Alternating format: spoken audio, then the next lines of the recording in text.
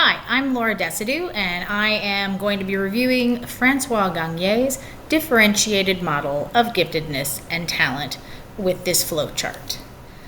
Gagne's model makes a clear difference between giftedness or natural ability and talent, what that giftedness can be developed into with systematic development and support.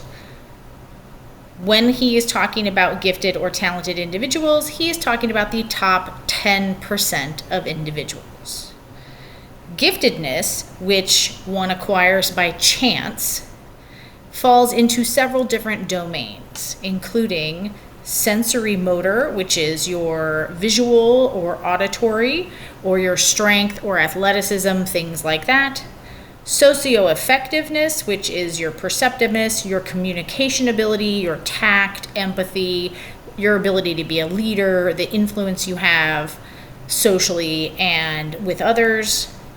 Creative, which is problem solving, inventiveness, imagination, originality, those sorts of things.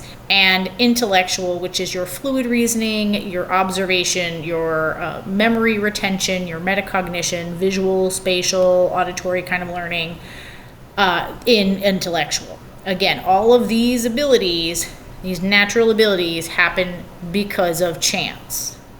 To progress from gifted over to talented, there are catalysts that need to be implied. All three catalysts need to be employed: interpersonal, environmental, and developmental. Both interpersonal and environmental catalysts will feed into the developmental catalyst as well as the gift. We'll start with intrapersonal catalysts, which are also chance-based catalysts and include things like your physical attributes, so your health, your natural physical ability, that sort of thing. Motivation, which are your needs, your interests, and your values.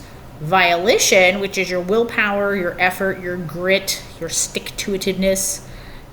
Self-management, your ability to concentrate, your work habits. Personality, which is your traits, your self-esteem, your temperament. Those are all chance-based, and that is the first catalyst.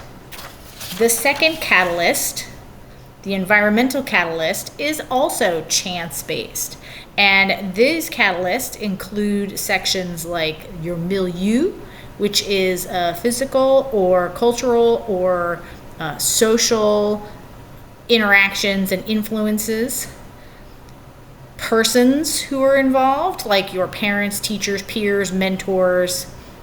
Provisions that you have, programs, activities, services, things that you have been able to take advantage of, and events like encounters, awards, even things like accidents. And these catalysts can be influenced either in a positive or a negative way. But we're going to focus on positive ways to get to somebody who has their gift developed into a talent. So again, chance-based catalyst goes into developmental catalyst, interpersonal goes into developmental, and the gift goes into developmental catalyst. And the developmental catalyst is the formal and informal learning and practicing that occurs to build the talent. It is the practice. It is the introduction to information. It is the support and all of those things that help to build that talent. An individual's innate gift plus the interpersonal and environmental catalysts all factor into the developmental catalyst, and then all of that, when it is used in conjunction, can develop the talent. So this is why a student is able to be talented when they are 10 and they have a lot of personal motivation and environmental support, but then when they are 16, they could not be considered talented anymore because they have not continued to put in place all of the catalysts that would develop their gift into a talent. The talent suffers whenever the catalysts are not being employed. And talents are systematically developed skills.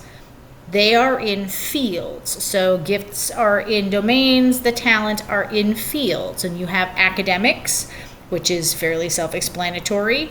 You can have leisure, which are things like chess, puzzles, video games, kind of brain game sort of things, different from sports. You have the arts, so performing, digital arts, fine arts, multimedia, all of that, all of the arts. You have sports, which again, fairly self-explanatory. There's social action, which might be being involved in media or public office or being a social activist and trying to, implement change in the world.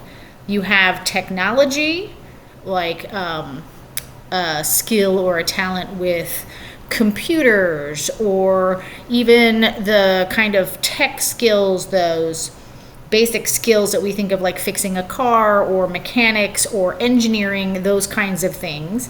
And business, where you might be really gifted and talented in sales or management or entrepreneurship. Students who are identified as gifted need intentional, purposeful learning with the catalysts being supported in order to develop those gifts into talents. That is the key difference between Francois Gagne's model and most of the other models that I have seen, is that the gift is separate from the talent, and all of those things all of the catalysts need to be fostered in order for those talents to develop.